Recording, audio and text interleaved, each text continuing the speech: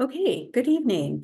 Just so you all know, you probably got the notification that we are recording this and this will live on our website for however long it needs to live on the website. Welcome to our second town hall library presentation. My name is Kelly Segrist and I am the director of the Farmington Community Library.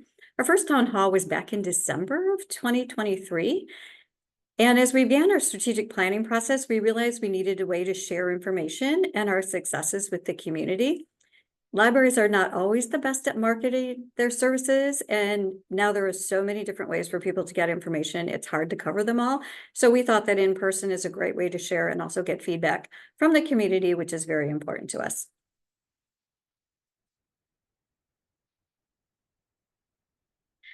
So this is just a snapshot of some of the topics that we will be covering tonight. We have 6 categories that we're going to look at: who we are, vision and mission, library services, strategic plan, looking forward, and how to connect with us.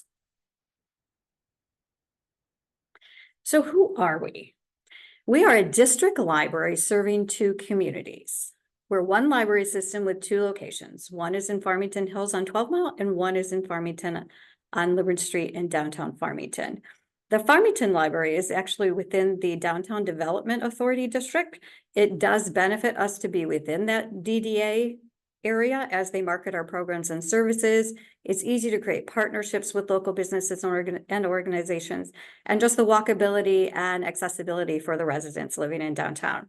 We are a Class 6 library, which is the largest class of library, and we serve roughly about 95,000 people between the 2 cities.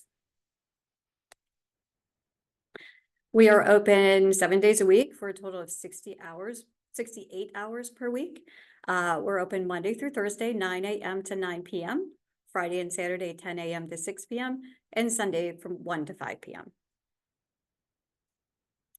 This is our current slate of library board members.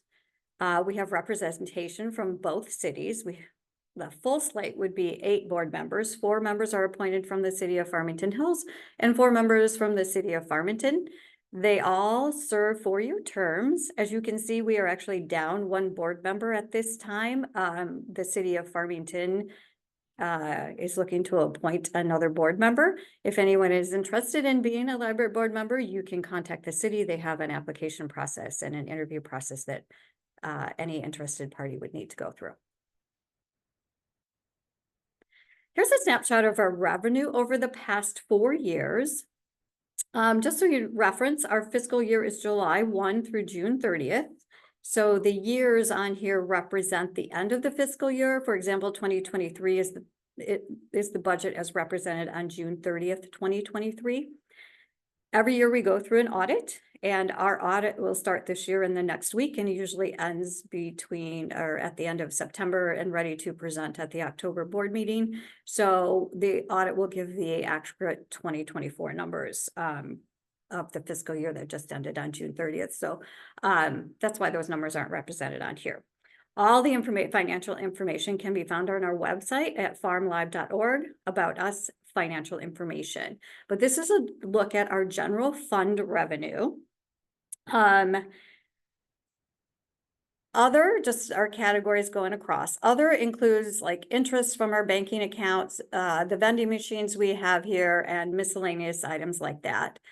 Fees includes lost books. We no longer have fines. We went fine-free back in 2020, but we do charge for lost books. Those would be auditorium rental fees, copies, faxes, and things like that. Memorial and gifts, the majority of this comes from the support of our Farmington Friends of the Library. And then there's other miscellaneous gifts and memorials that come throughout the year.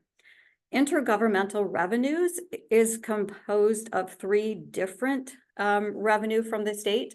The first one is state aid, and this has requirements that all libraries have to meet. And the first one is if you're a Class 6 library, as we are, the library director must have a Master in Library Information Science. They also must take instruction classes to be a director's workshop and advanced director's workshop. The community must support the library by funding 3/10 of the library budget, at least 3/10 of the library budget. And the library must fill out a state aid report every year, which is a compilation of statistics and staffing levels and who's on staff and that kind of thing.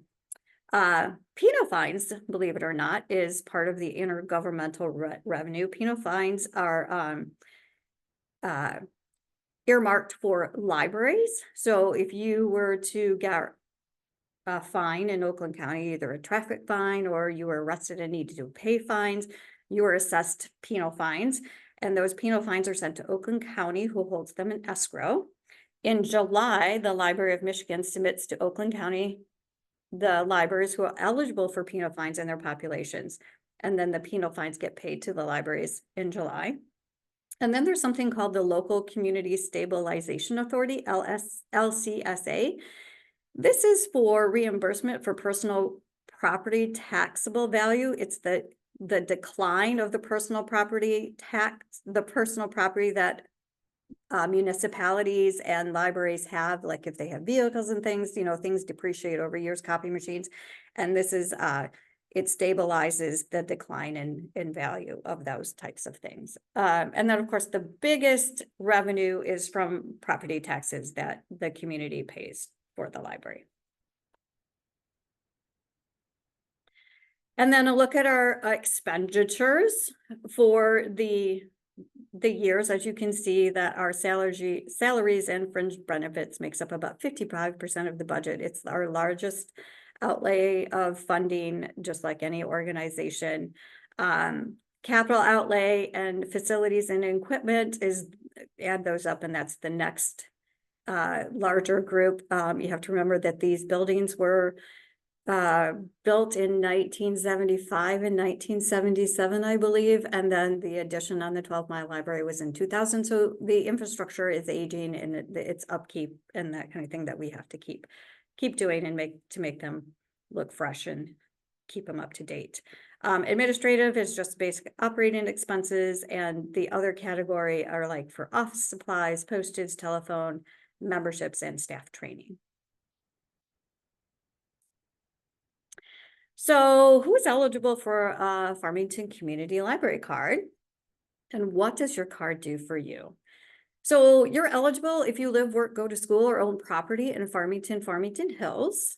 Once you have that card, you have access, unrestricted access to all of our services, programs, collections, whatever, online resources, databases, and that kind of things. We can also interlibrary items from different libraries for you. We can do Melcat, which is within the state of Michigan, but then we can also do WorldCat, which is outside of the state of Michigan, anywhere in the United States, as long as those libraries that we contact and have the thing are willing to send it to us. So we have, if we don't own it, we have ways to get what you're looking for. And as I mentioned before, FCL is fine free. There are no overdue fines. September is library card sign up month. So for the second year, we're going to be having a library design contest. Last year, we received over 75 library card design submissions. The contest is for all ages, and the age categories include up to age 5, elementary school and junior high, ages 13 to 17, and 18 plus. And your submissions are due on September 30th. We had, like I said, we had a great turnout last year, and we're hoping for the same. Here's a quick snapshot of our winners. These are the winning designs from 2023, and staff were the judges. And so these were our favorites. I have not picked one of these yet, because that would mean I would have to rememorize my library card number. And that's hard to do, I have to tell you. So, but they're all my favorite. I keep thinking I have one that is that stands out, but after every time I look at them, I like them all. They're great. So in summer of 2022, we started our strategic planning process. The plan was completed in spring of 2023, and our strategic plan is a 7-year plan.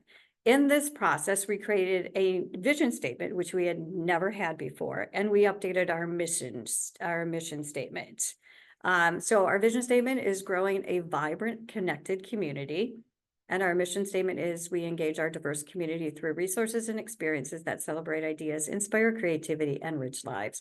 And we are very happy with the way our strategic plan turned out.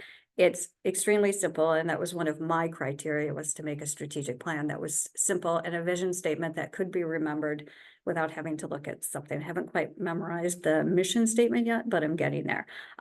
If it's simple, then it's easier to remember and you can incorporate it into everything we do. So our next topic is just a look at our collections, our events and programs, outreach and assistance, and our spaces that we have.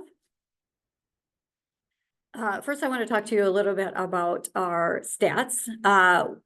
This is a quick snapshot of our past year. Like I said, our fiscal year starts July 1st and ends June 30th. So we just ended our last fiscal year. We like to set goals each year, and we like to compete with ourselves to improve from year to year.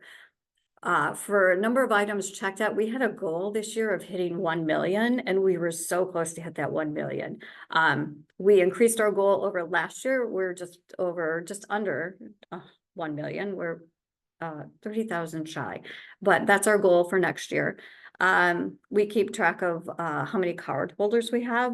We've increased that from, I think last year it was 28,000. We're now at 31,000. That's, and then over 44,000 attended our programs, and over 350,000 visit our locations. And that's just the physical visits into the physical buildings. That doesn't count who we see out in the community at the farmers markets and all the other places we go and try to attend in the community.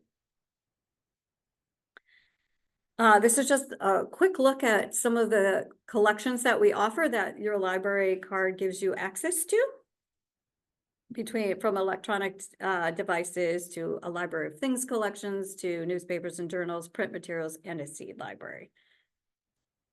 So our electronic devices, we have Wi-Fi hotspots that can be checked out. Those are probably the most popular item that we have, especially during the busy vacation season. It seems like they're always checked out. The Farmington Friends of the Library generously covers the cost of the hotspot usage, and we also have laptops for checkout. Our e-library, we have 2 services where you can get a variety of downloads or streaming. Libby is for ebooks, e-audiobooks, and magazines. If you download the app, you have access to that. We also connect with 10 different library consortiums throughout the state.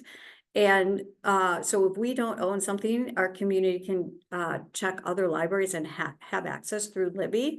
It's a great way. It's a cost-effective model. It's better than having to purchase each ebook or e-audiobook. So as long as you've gone through the process and downloaded and we have instructions on how to do that, all the different consortiums that you can get access to their ebooks and e-audiobooks, you have a wealth of titles that you can choose from. Hoopla is our streaming app, and that does ebooks, e-audiobooks, movies, and music. So those are both our resources for that. We have a disability support collection. We have 2 of them. We have a children's disability support collection, which includes books, other media, and games aimed at supporting children and preteens with disabilities, as well as their parents, caregivers, and educators. This includes games and educational tools that are adapted for a wide range of disabilities, speech therapy cards, and story bags that include manipulatives for readers to touch and feel while listening to a story. We also have an adult disability support collection, which serves community members facing mobility, cognitive, hearing, and vision disabilities. This collection includes items like a brailler, digital magnifiers, large print keyboards, and the Orcam My Eye Pro, which is a wearable voice-activated device capable of real-time text reading, facial recognition, product identification, currency recognition, barcode reading, and color detection. So we were very excited to offer both of these collections. The Library of Things. This is a fun collection. A few years ago, we really ramped up purchasing for our Library of Things collection. The Friends agreed to campaign for this collection on Giving Tuesday, and about $5,000 was raised from that campaign. We have a wide variety of items, from cake pans, gardening items, to lawn games, to crafts like knitting and crocheting. We have microscopes, telescopes, ghost hunting kits, sad lamps, seasonal affect disorder lamps, DVD players, and so much more. And we're adding to that collection all the time. We still have things that we haven't even put in the collection yet, because it does take a while to process them and get the right storage bags to put them in so they're accessible and can be carried out. If you did not know, you can access the New York Times, the New York Times Games, and the Wall Street Journal online.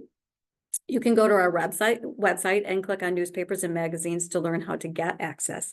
We've had this for a couple of years now.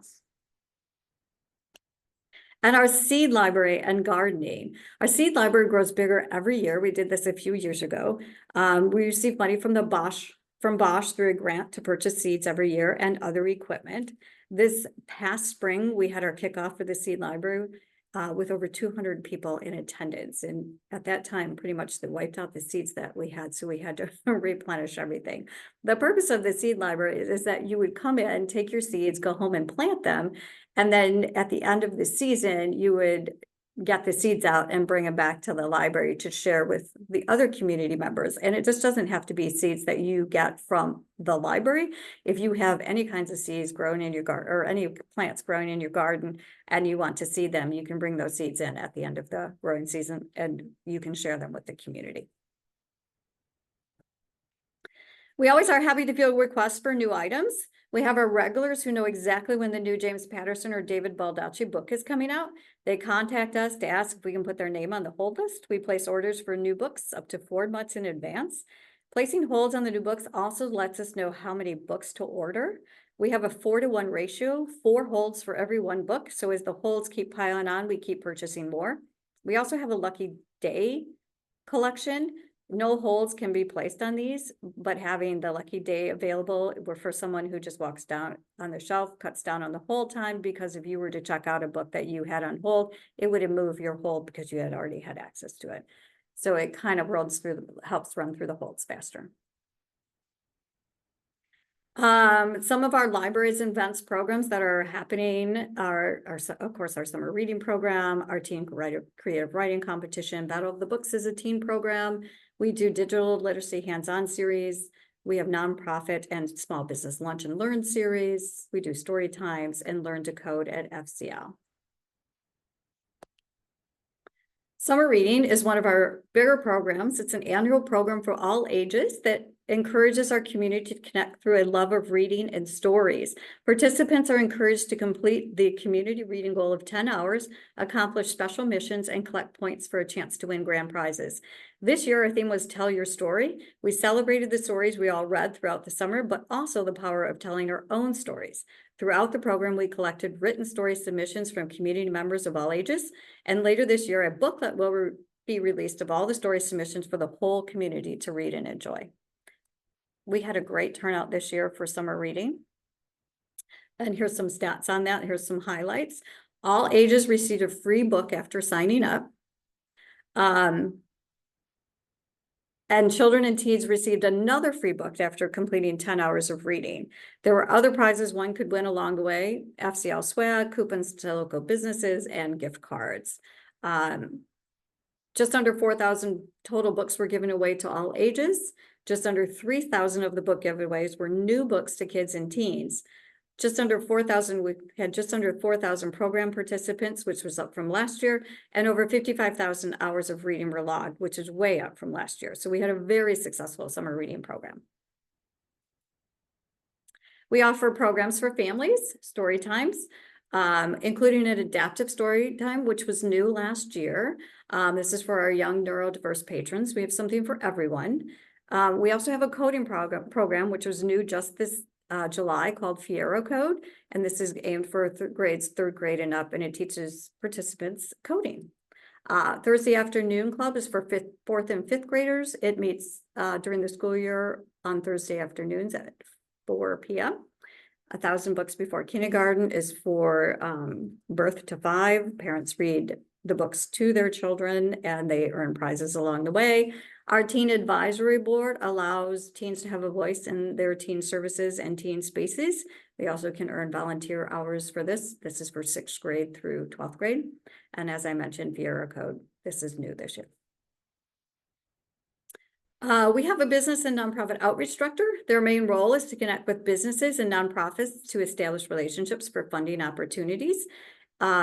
Recently, we received a grant from Sci-Fi for $10,000 to purchase the Fiero Code program I just mentioned and laptops to increase the access for checkout.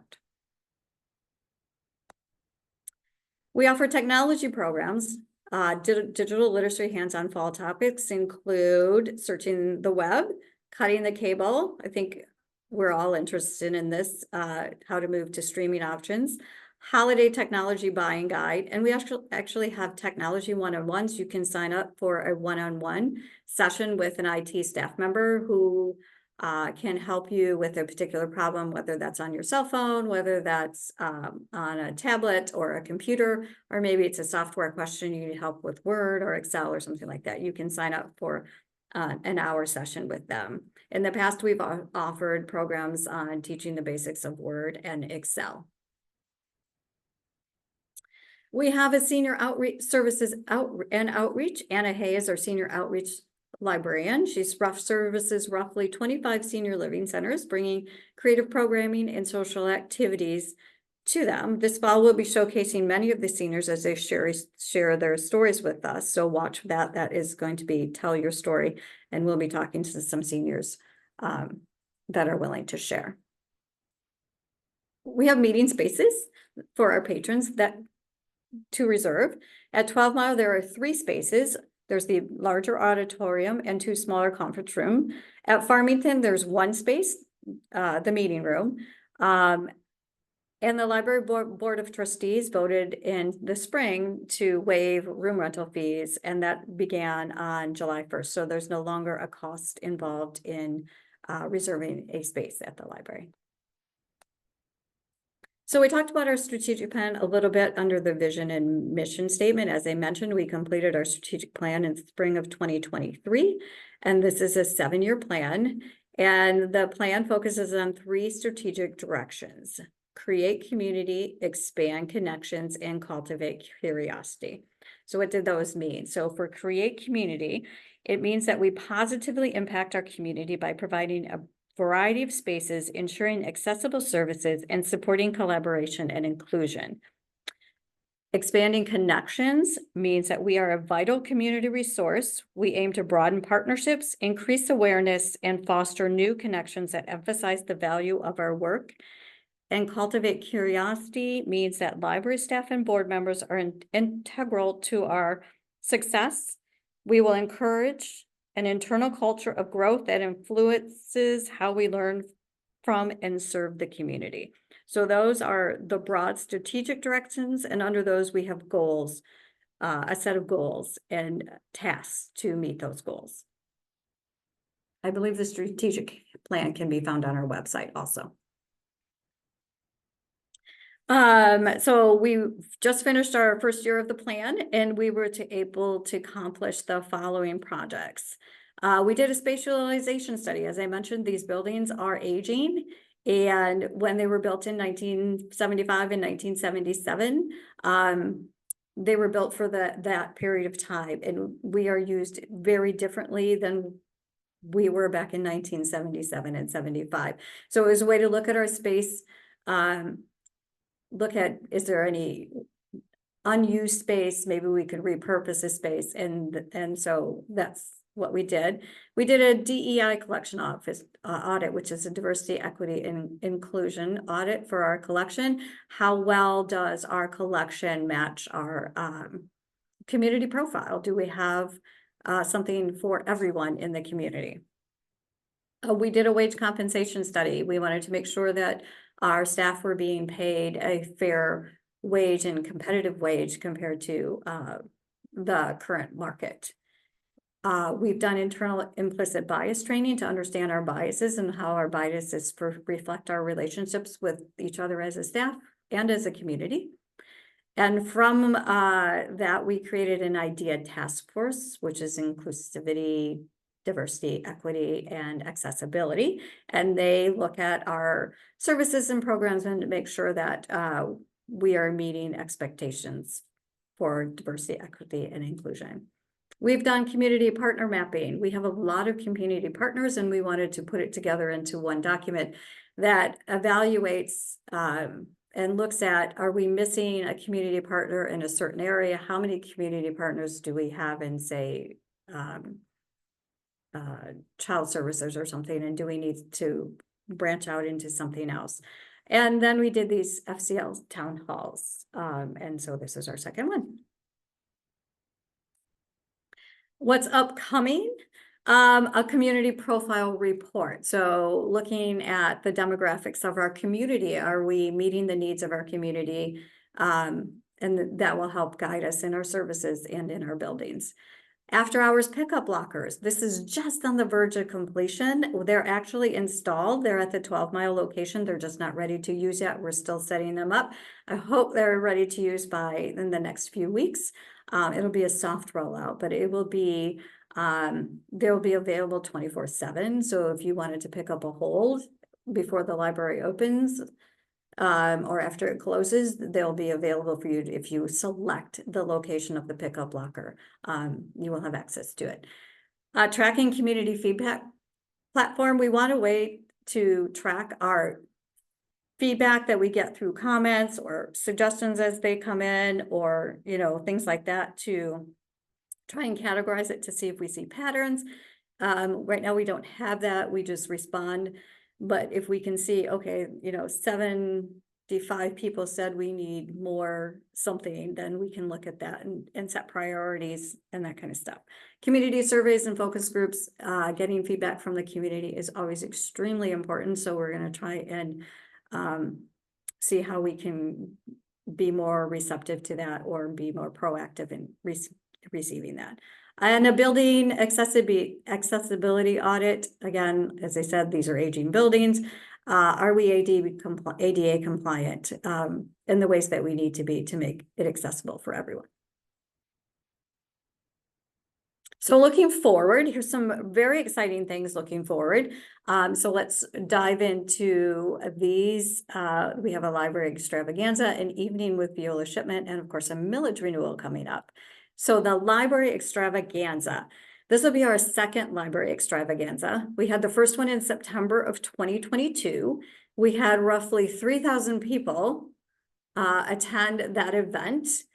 And we are very excited to host this again. It was a great day for everyone that attended. It was a great day for staff who got to engage and interact with everybody in that attended. We have food trucks, live music, long games, and giveaways. So mark your calendars, Sunday, September 15th from 1 to 5 p.m. This will be at the 12-mile library. Over the past few years, the Farmington Friends of the Library have sponsored author visits in the fall, usually during the National Friends of the Libraries Week, which falls this year between October 20th and 26th. And this year, on Monday, October 21st, starting at 6:30, we will be hosting Viola Shipman, aka Wade Rouse. In the past, we've had Marie Benedict and Angeline Boley. And this year we're very excited to host Viola Shipman. If you've not read his books, some of them, he's a resident of Michigan over on the west side, or at least vacation there. But we're very excited to host him. So if you haven't, registration is required. So please go and sign up on our calendar if you haven't and would like to attend. We do have a millage renewal coming up in December of 2024. Our 20-year millage is up for renewal. The millage was last approved in 2005. The millage accounts for about 55% of our operating budget. And this, like I said, will be on the November 5th ballot. We are asking voters to consider a 20-year renewal of the library summer operating millage.